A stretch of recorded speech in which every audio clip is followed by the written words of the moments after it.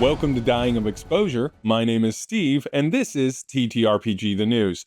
This is an ongoing series where I, Steve, aka your game mommy, will be discussing news of the previous week and current events to convert them into TTRPG stories. So if you like a little bit of world information and a little bit of TTRPG advice, then here's your stop. Make sure to hit like and subscribe for more videos like this, but let's jump into some of the news. Now, we're going to go back. I know today is Inauguration Day, but we're going to go back to the Trump trial sentencing of January 10th. This is based off the 34 fraud counts that he was found guilty on in New York State, and it's all around the Stormy Daniels case, the hush money based off of election funds that was spent on, and he is officially a convicted felon, but up until the 10th, he was not sentenced. Now, of course, he did get sentenced, and of course, the judge had made it clear that he would not receive incarceration jail time for that, as the American political system could not possibly structure itself around the idea of an elected president being in prison actively during their inauguration. But I want to talk about how this becomes a TTRPG plotline for you. The first thing that I think is important here is to establish the stakes of the kind of leader. Now, we can't have it be the leader of the entire nation because honestly, that seems unfathomable, even in fantasy fiction. So what we're going to do is we're going to shift it over to like a royal line, like a baron or a prince or a lord of some kind. And like maybe this duchess is kind of heir to the royal line and everything, but she's convicted of, say, larceny or war crimes, or maybe it's a lord, a third son that's convicted of robbery or theft or fraud and everything. And so they've been arrested and they're there to stand trial. But in the time that it takes between their arrest and the trial and when they should, in theory, be reviewed and probably convicted because the town or the region knows that they did it, their father or parent or family has a tragic accident, and then they themselves become the ruling body and then admonish themselves by forgiving their past crimes, right?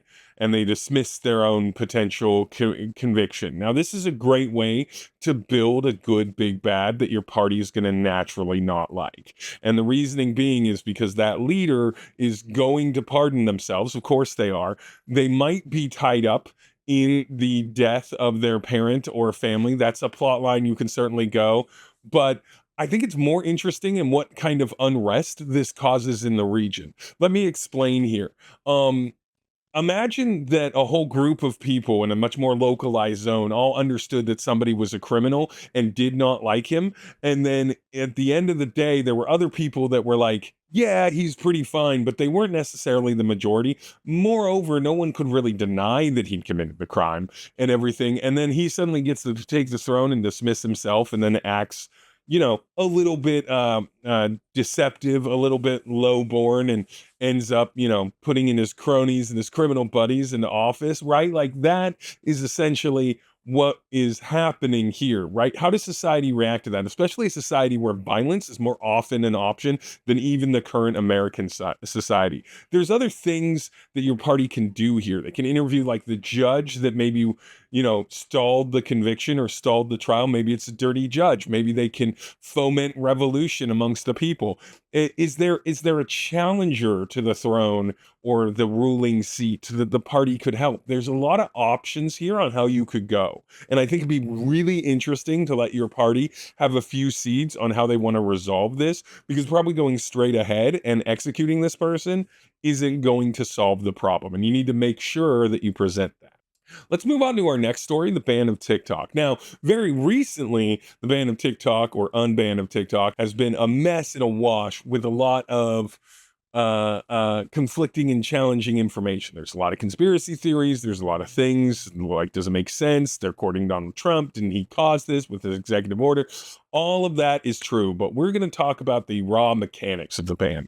So for those that don't remember, quick summary, April 2024, Congress passes the TikTok ban as part of a spending bill that was for foreign aid and everything, but they moved the TikTok ban on up. They're saying that it's needs to be banned because of classified documentation. The appeals court doesn't turn it down. The Supreme Court continues to reinforce it and everything like that. But it's wildly unpopular among the citizenship, right? And everything. So we get all the way to the point where the TikTok gets banned because ByteDance wasn't going to sell. That was never going to happen.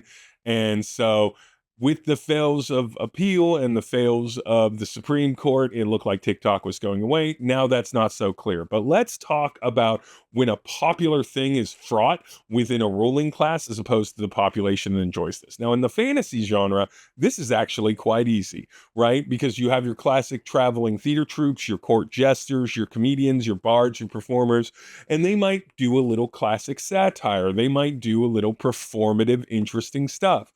Well, see, the challenge here is, let's say that this is a wildly popular troupe. The ruling class gets upset with them because these popular artists are kind of mocking the leadership or mocking the government there. We can modify that a little bit and have it be a situation where maybe the performers were founded in what is now a rival kingdom, what always wasn't a rival kingdom, right? So we can even give it a little bit more backstory. So the ruling class has it locked up. You could pivot from that if you wanted to, from a TTRPG perspective. Go do a local business that is like expanding its competition from a relative powerful politician. So like it's a smaller business or it's a standalone business and it's private and it's not part of the aristocracy or kind of inherited, and it keeps getting bigger and more popular. So you can really localize this. And so powerful politicians and legacy family members keep trying to come up with regulations that this business has to hop through, and eventually it won't manage to be able to make it through all of those hoops. And so the business would have to shut down, even though the community loves the business owner and what the business provides, and the politician has their own investment. Maybe their significant other's brother owns a competitor that's ostensibly worse, but has been around for longer, right?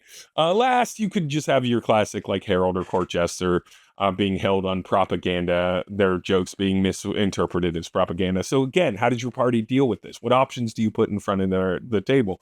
You could have them be double agents anyway. Have the theater troupe actually be spies. Have the herald and the jester actually trying to topple the kingdom. Maybe the party ends up being convinced on their side.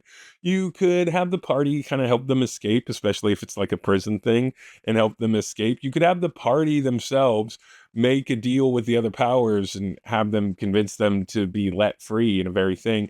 But what I really like is that you have the party, like balance it out by performing their own play that mocks the rival nation or group or something like that. Or maybe the party goes and heralds for the local business that is being outsized, or maybe the party uncovers some nefarious plot to topple, a competing theater troupe, right? Like there's so many directions that you can start this from and then come to closure on it. And what's nice about it is that it's real simple. Eventually there'll be a victor and a loser, and no one will have a complicated gamesmanship of political theater to make it look like something was I don't know. The TikTok ban has gotten way more complicated since I originally wrote notes for this a few days ago, but there you go. We're going to go into the last one. The last bit of news for today is about the weather changing. Now, the weather changing is based off of the number of extreme weather events that have been happening this winter, right? We have the fires in Los Angeles. We have Arctic snowstorms in the US and it getting constantly colder. We've got out of season tornadoes, heavy snowfall in the UK, just climate change in general, right? Now, this one's probably the easiest. Which is like you're angering at the gods, or maybe the shifting of plates, or like the absence of like druids that used to caretake for the land, or the betrayal of spirits. But I'm going to take this one into a modern zone, but not make it necessarily about climate change. So imagine that there was a situation where eventually the world understood that it operated, or figured out that it could unlock energy by like absorbing sort of solar power and solar energy. So this is like a near future, 100 years in the future thing. And also because of global warming and climate change, the planet had been heating up and warming, and so they figured out a way to undo it. But unfortunately, the science got out of hand, and now we fast forward another 100 years, and the world is going into like a light ice age. Because the same thing that was providing unlimited power and solved a lot of war and solved a lot of conflict is now slowly freezing the planet because it is draining the solar radiation out of the atmosphere, and there's no way to stop it. And it's your party's job to stop it. That's a whole campaign. And it'd be fun because it could be kind of like Ice Agey, sort of like late apocalypse, right? So we had the era of drought and war, and then the era of utopian peace, and then man's hubris, of course, led to possibly the end of man.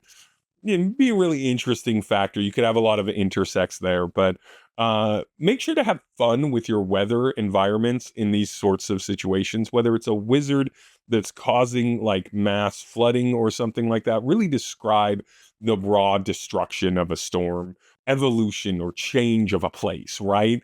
You want to make sure that you're really setting the tone in the same way that if the party wandered into a spider's den and you'd be like cobwebs, creepy, dank, dripping, skittering, webs everywhere, the smell of ichor and like stale insectoid carapace, right? Like you might describe that. You want to do that same thing with climate change. Arid air lacking of moisture because any that would be in the air would now be frozen under your feet due to the extreme dips in temperature during the night in this season south of the equator.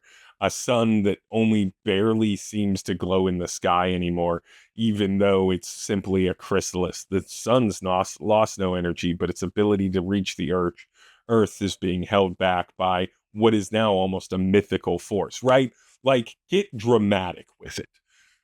But yeah, that's TTRPG the news. I'm going to do one of these weekly, I think, usually on Mondays. Hopefully you like it. If you do, again, hit that like, hit the subscribe. We also have actual play on this channel and other TTRPG content. Thank you so much. My name is Steve, and this has been Dying of Exposure, TTRPG the News.